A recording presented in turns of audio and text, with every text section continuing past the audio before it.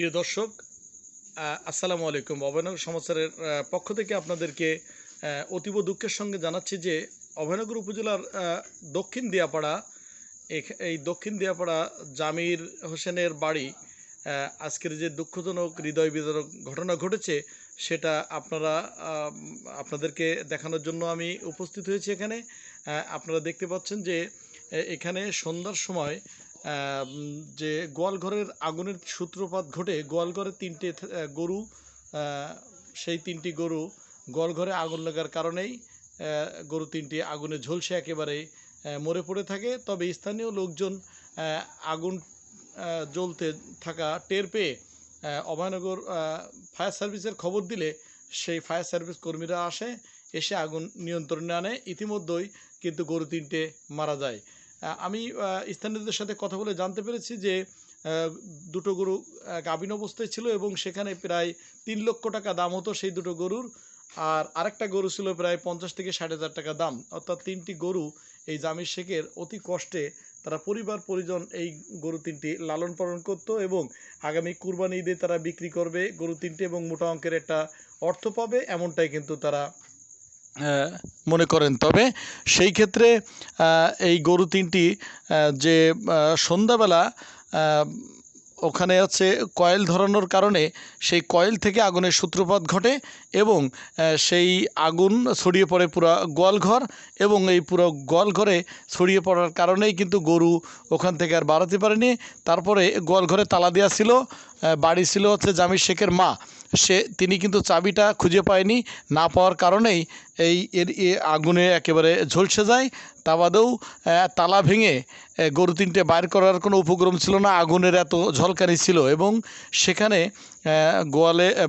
গোয়ালঘরে গরুর গলায় লোহার শিকলি থাকার কারণেই হচ্ছে গরুগুলো গোয়ালঘর থেকে আর বার করা সম্ভব হয়নি, এমনটাই কিন্তু বললেন। তবে এখানকার যে পরিস্থিতি, এই পরিস্থিতিতে এই জামির হোসেন খুবই কষ্টে, দরিদ্র মানুষ, এই গরু তিনটি লালন পালন করে মোটা অঙ্কের একটা টাকা পেত, কিন্তু এখন তার সহায় সম্বল একেবারে নেই বললেই চলে কিছু।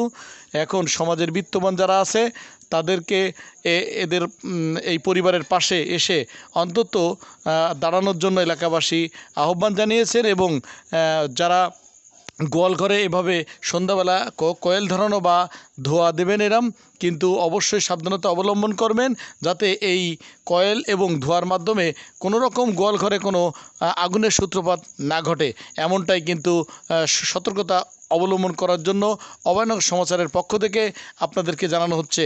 আমি সর্বশেষ পরিস্থিতি এই দক্ষিণ দিয়াপাড়ার জামির শেখের বাড়ি থেকে গোয়ালঘরে আগুন ধরা এবং তিনটি পশু যে আগুনে পুড়ে মারা গেছে এর খবরাখবর আপনাদেরকে জানানোর চেষ্টা করলাম। খানিকটা আহত হয়ে গেছে।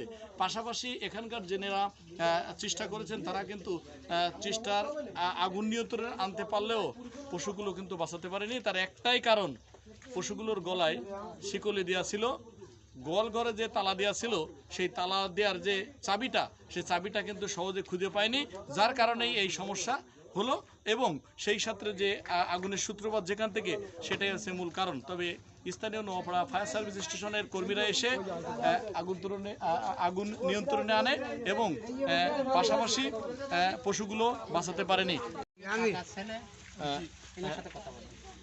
এখন যে সর্বশেষ আপনাদের যে পরিস্থিতি, অর্থাৎ কিভাবে সূত্রপাত হলো যদি আমাদের একটু বলতেন। আমি আর আব্বু নামাজ পড়ছিলাম 8টা থেকে, আমাদের